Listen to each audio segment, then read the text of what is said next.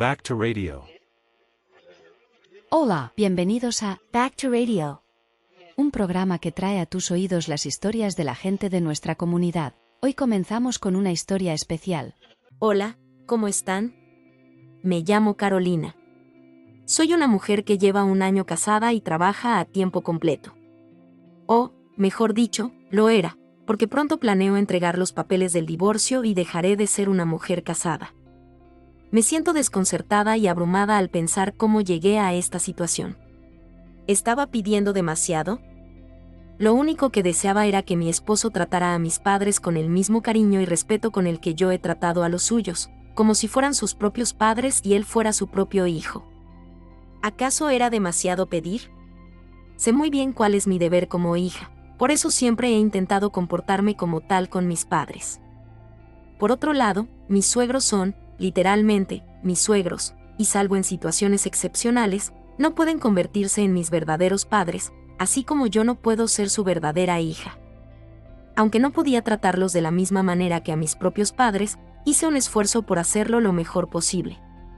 Además, debido a mi esposo, que tiene un complejo de inferioridad y tiende a ser temperamental, me aseguré de manejar ciertas cosas, especialmente en lo económico, con más cuidado que con mis propios padres. Pero cuando muestras demasiada amabilidad, empiezan a darla por sentada, y eso nos llevó a una gran pelea y a esta situación. Mi esposo y yo nos casamos después de salir durante un tiempo, y durante el noviazgo no tuvimos grandes problemas. Aunque mi salario era un poco más alto, el ambiente en mi empresa dificultaba que las mujeres ascendieran a puestos superiores, y con frecuencia se las pasaba por alto para promociones. Por eso, pensé que con el tiempo mi esposo, que tenía más posibilidades de ser ascendido, me alcanzaría, y nunca consideré que casarme podría ser visto como una pérdida económica, aunque en ese momento yo ganaba unos miles de dólares más que él al año. A medida que hablábamos sobre el matrimonio, descubrí que mis suegros eran un poco conservadores y tenían una mentalidad anticuada. Dejaban entrever que no les agradaba que yo trabajara, aunque no lo decían directamente. Hubiera preferido que lo dijeran abiertamente, pero siempre lo insinuaban de manera indirecta. Decían cosas como, nuestro hijo siempre debe desayunar antes de ir a trabajar, pero si ambos son trabajadores, no tendrán tiempo para preparar el desayuno por la mañana, como si estuvieran preocupados por nuestra rutina matutina. Pero claramente, no era preocupación por ambos, sino una forma de decir que no debía dejar que su hijo saliera de casa sin desayunar, ya que cuando vivía con ellos, siempre le preparaban el desayuno. Lo interpreté como una exigencia para que hiciera lo mismo. Como no soy una persona sin sentido común, capté el mensaje oculto en sus palabras. Respondí, fingiendo no entender, que como nuestra casa estaba más cerca del trabajo de mi esposo que de la casa de ellos, él tendría tiempo suficiente para desayunar. Les expliqué que yo tendría que salir más temprano porque mi oficina estaba más lejos, lo que significaba que no tendría tiempo para preparar el desayuno y que tendría que irme sin comer. Mi esposo estaba presente en esa conversación, así que fue como decir que si él quería desayunar, tendría que preparárselo él mismo. No me casé para ser su asistente ni para llevar la casa sola. Yo también tengo una carrera y gano dinero. Aunque seguramente mi suegra quería decir que el trabajo de una mujer es quedarse en casa y cuidar de la familia, no lo dijo directamente. Tal vez ayudó el hecho de que yo ganaba un poco más en ese momento, y que mi esposo no podía cubrir todas las necesidades económicas solo con su salario.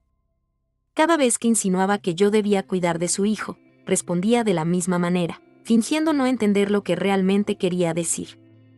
Aunque sus comentarios me molestaban, pensé que era mejor que no dijera esas cosas directamente.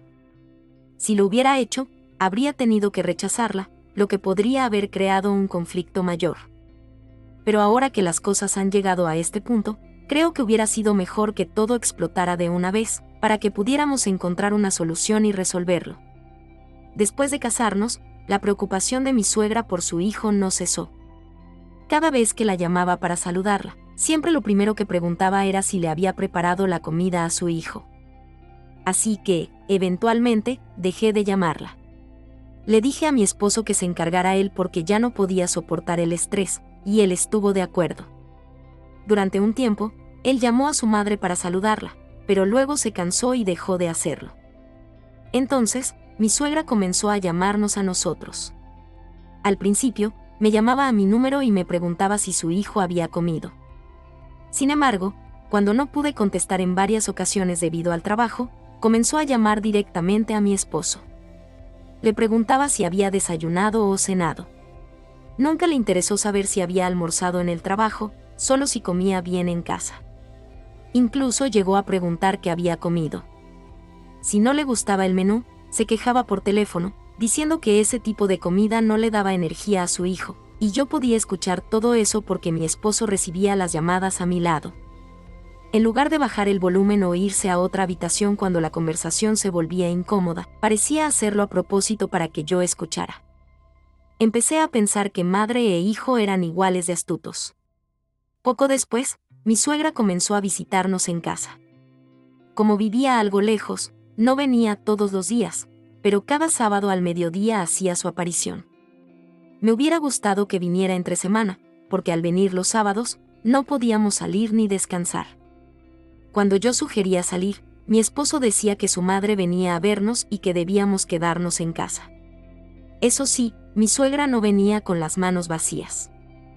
Tomaba el transporte público cargada con bolsas de comida que traía para nosotros. No era que trajera la comida para mí, sino que era evidente que todo era para su hijo. Siempre traía justo la cantidad necesaria para que él comiera durante una semana, cosas como sopa de carne o platos que se podían calentar en el microondas. A mí no me importaba, pero ella siempre me explicaba que ya había puesto todo en la nevera para que solo tuviera que calentarlo por la mañana. Yo solo respondía que entendía y le decía a mi esposo que se encargara de calentar la comida. No me estresaba demasiado porque algunos de esos platillos los podía comer yo también. Aunque era evidente que todo lo que traía estaba preparado al gusto de mi esposo, no podía quejarme demasiado. Por ejemplo, a mí me gusta el rábano seco marinado en salsa de soya y aceite de sésamo, pero a mi esposo le gusta en salsa picante, así que siempre lo preparaba de la manera que le gustaba a él. Entendía que teníamos gustos diferentes, y aunque no me encantaba, lo apreciaba porque podía calentar una comida rápida con esos platillos. Así que, cada vez que venía, le daba entre $100 y $200 como muestra de agradecimiento. No quería que ella pensara que me estaba aprovechando sin darle nada a cambio. Aunque nunca le pedí que viniera ni que trajera comida, y aunque me molestaba que viniera cada sábado, pensaba que era mi deber como nuera. Tampoco quería que mis padres se sintieran avergonzados si alguien pensaba que no me habían educado bien. Además, pensaba que si yo trataba bien a mi suegra, mi esposo también trataría bien a mis padres. Aunque él bromeaba y se llevaba bien con mis padres, nunca hizo por ellos lo que yo hacía por su madre. Por ejemplo, cuando visitábamos a mis padres y mi madre le preguntaba a mi esposo qué le gustaría comer, él decidía el menú, pero nunca pagaba la cuenta. Yo terminaba pagando, porque si no lo hacía, mis padres lo habrían hecho. Mi esposo decía que como le habían preguntado qué quería comer y se lo iban a comprar, no tenía por qué pagar. Aunque me molestaba, aguantaba porque él era amable con mis padres. Sin embargo, después de un incidente reciente, me di cuenta de que mi esposo no veía mi esfuerzo como algo extraordinario, sino como algo que él daba por hecho, y eso fue lo que me llevó a decidirme por el divorcio. Un día, mi suegra vino a nuestra casa una noche entre semana. No había ninguna razón especial, solo quería traerle un poco de charqui seco a mi esposo porque sabía que le gustaba. Yo no estaba en casa porque salí tarde del trabajo, y cuando llegué, los charquis ya se los había comido mi esposo. No me importó mucho porque no me gustan los charquis. Pero lo que me sorprendió fue que mi suegra se quedó esperando a que llegara porque quería verme. No es alguien que quiera verme tan desesperadamente, así que me sorprendió. Cuando la saludé, fue muy fría, y aunque yo solo quería cambiarme y descansar, ella se sentó en el sofá a ver la televisión, como si no le interesara verme. Así que, sin saber qué pensar, le dije que iría a cambiarme de ropa. Pero entonces mi esposo me siguió al cuarto y me dijo que dejara de hacerme la desentendida, que era obvio que su madre estaba allí porque necesitaba dinero, y que le diera algo. Aunque le daba dinero cada vez que traía comida, y aunque lo hacía sin que fuera específicamente para mí, me di cuenta de que quizás me veía como un cajero automático al que podía acudir cuando necesitaba dinero. Le pregunté a mi esposo por qué debía darle más dinero si ya le había dado algo el fin de semana anterior, y solo habían pasado 3 días desde entonces. Le recordé que, aparte de los gastos del hogar, cada uno manejaba su propio dinero porque así lo habíamos acordado, y que si quería darle dinero a su madre, debía hacerlo con su propio dinero. Pero él me respondió que la verdadera muestra de piedad filial es que la nuera se encargue de los suegros. Me sorprendió que hablara de esa manera, como si él realmente cuidara de mis padres. Luego, me dijo que en lugar de darle dinero cada vez, debía darle una tarjeta de crédito a su madre, para que no tuviera que venir a pedirlo en persona. No podía creer lo que estaba escuchando. Ya me parecía absurdo que él quisiera que yo le diera dinero a su madre, y ahora me pedía que le diera una tarjeta de crédito. Le pregunté para qué necesitaba una tarjeta de crédito si ya le daba dinero cada semana. Pero entonces, mi suegra, que aparentemente había estado escuchando nuestra conversación, entró a la habitación sin siquiera tocar la puerta, lo que me molestó aún más. Y luego dijo que estaba haciendo mi trabajo como nuera y que no entendía por qué me importaba tanto darle algo de dinero. Dijo que en otras familias, las nueras veneran a sus suegras, y que muchas de ellas van a casa de sus suegros a limpiar y hacer las tareas del hogar. Y que ella no esperaba que yo hiciera eso porque entendía que estaba ocupada, pero que esperaba que al menos yo cumpliera con mi deber económico. Le respondí que no creía que hubiera muchas nueras dispuestas a hacer todo eso, y que aunque podría haber mujeres que dieran más dinero, no creía que hubiera muchas de mi edad que visitaran a sus suegros todos los días sin ser invitadas. Le dije que el dinero que ya le daba no era poca cosa, y que si fuera cualquier otra nuera, no la visitaría cada semana y solo vería a su hijo cuando nosotros fuéramos a visitarla. Mi suegra se enfureció, diciendo que si realmente creía que estaba mintiendo, y que si había esperado hasta tan tarde para verme, yo debería haberle dado al menos $100 y que no entendía por qué hacía tanto escándalo por un poco de dinero. Mi esposo también intervino, diciendo que no entendía por qué estaba creando un problema tan grande, que con un poco de dinero todo se habría solucionado. Me quedé sin palabras. Pensé que si él realmente quería darle dinero a su madre, debería haberlo hecho con su propio dinero. Además, si al menos me hubieran dejado algo de charqui, habría sido cortés darles algo de dinero, pero ya se lo habían comido todo y aún así me pedían dinero. Sentí que ni siquiera un ladrón lo haría tan descaradamente. Para evitar más discusiones, saqué $100 de mi cartera y se los di a mi suegra. Ella, sintiéndose victoriosa, tomó el dinero y se fue de inmediato. Mi esposo me dijo que si hubiera hecho eso desde el principio, nos habríamos ahorrado muchos problemas, y volvió a insistir en que debía darle una tarjeta de crédito a su madre. Aunque le di el dinero fácilmente, no estaba dispuesta a dejar pasar esto sin más. Si lo hacía, sería como aceptar que no soy la nuera, sino la cartera personal de mi suegra. Decidí que no tenía por qué vivir en este infierno. Le dije a mi esposo que no le daría más dinero a su madre y que tampoco esperaba nada de él, y le pedí el divorcio. Le dije que me llevaría todo lo que había traído de mi familia, y que debía devolverme el dinero que había gastado en la casa. Si no lo hacía, le advertí que demandaría el divorcio, sin importar cuánto me costara, y que me aseguraría de que él saliera perdiendo. Al escuchar la palabra divorcio, el rostro de mi esposo se puso pálido y comenzó a disculparse, diciendo que no podía dejar de darle dinero a su madre porque había hecho un esfuerzo en venir en transporte público. Le dije que si quería ser filial, debía hacerlo con su propio dinero, y que no entendía por qué solo usaba mi dinero para cumplir con su deber filial. A eso, solo pudo responder con más disculpas y promesas de no volver a hacerlo. Le pregunté si no estaba preparado para asumir las consecuencias de cumplir con su deber filial con mi dinero, y no supo qué responder.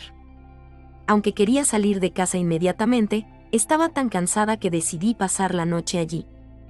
Mi esposo intentó disculparse varias veces, así que me llevé una manta y una almohada al estudio, cerré la puerta con llave y dormí allí. Al día siguiente, mientras trabajaba, mi teléfono no paraba de sonar con mensajes de disculpa de mi esposo, pero los ignoré todos. Después del trabajo, fui al supermercado y compré una maleta para empacar mis cosas. Cuando llegué a casa, mi esposo ya estaba allí, y también mi suegra.